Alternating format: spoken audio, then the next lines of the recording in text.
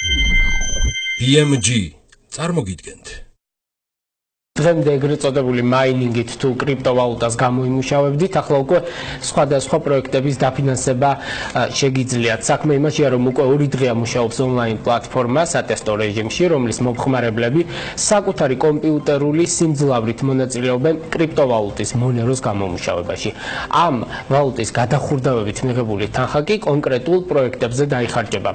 ალბათ მიხვდით, რომ ეს სქემა crowdfunding-ის პრინციპით მუშაობს, უფრო საინტერესოდ და დეტალურად უკვე შეგვიძლია მოვუსმინოთ ამ პლატფორმის ავტორს ბექა დავაქიშვილს, ის ჩვენი სტუმარია, მოგესალმებით. მადლობა რომ ხართ ჩვენთან. და თავდაპირველად აგვიხსენით, რას გულისხმობს ეს crowd mining-ი და რატომ გაგიჩნდათ ეს იდეა, არის თუ არა პირველი? კი ბატონო, crowd mining-ი ზოგადად არის ტერმინი, რომელიც პირველად პრინციპში ჩვენ გამოვიყენეთ, კი ბატონო. არსებობდა მანამდე თავისთავად და ძალიან გავრცელებულია crowdfunding-ი, რაც გულისხმობს, რომ პროექტი ან სტარტაპი აფინანსებს დიდი რაოდენობის ხალხი, რაღაცა მცირე თავისი შეწირულობით, რაღაც $10, $20 ასე შემდეგ. და მეორე მხრივ არსებობდა ესეთი ტექნოლოგია, რომელსაც ქვია CoinHive, რომელიც დაახლოებით 1 წლის წინ ნაკლების წინ კიდე შეიმუშავეს და გულისხმობს იმას, რომ ვებგვერდებს აქვს საშუალება მაგალითად სხვადასხვა ვებგვერდი იყენებს, მაგალითად ორგანიზაცია გირჩი იყენებს ფონდების შესაძლებლად, ადამიანს შეუძლია თავისი კომპიუტერული სიმძლავრე ათხოვოს ვებგვერდს და ვებგვერდმა ამით მიიღოს რაღაცა შემოსავალი.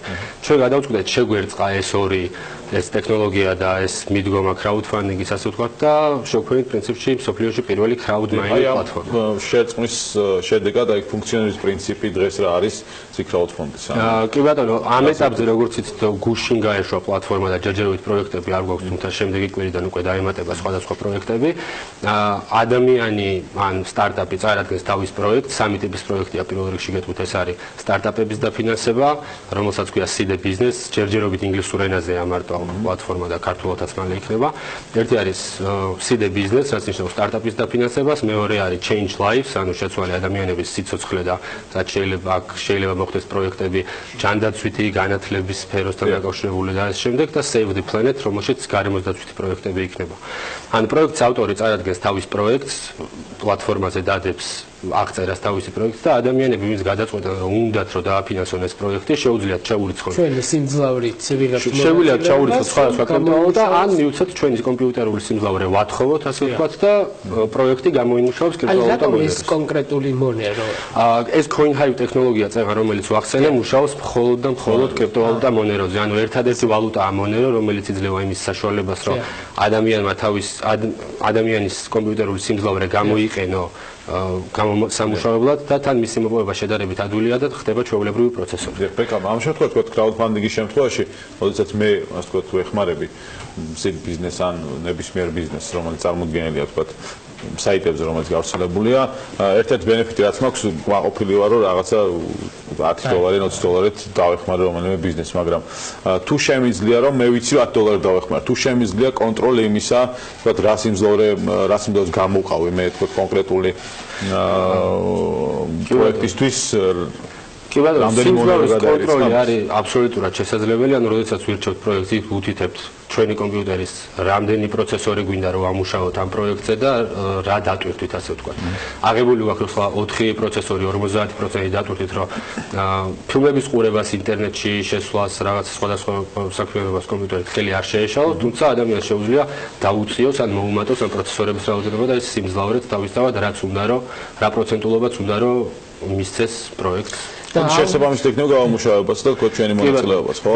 შესაბამისია, რაც უფრო მეტია სიმძლავრე და რაც უფრო მძლავრია კომპიუტერი, მით უფრო მეტია გამომუშავება. თუმცა ანუ ერთი რაღაცა რაც მინდა რომ აღვნიშნო, რომ ტელეფონით და პლანშეტით არ შეიძლება ამის გაკეთება, იმიტომ რომ ელემენტი ტელეფონის დაждდება რაღაც 15 და ალბათობა იმისა, რომ ეს სიმძლავრე ვერ მოგროვდეს და ასე ვთქვათ, შემდეგ ამ მონერო ვერ მოგცეს ის თანხა, რაც პროექტს სჭირდება გამხელა.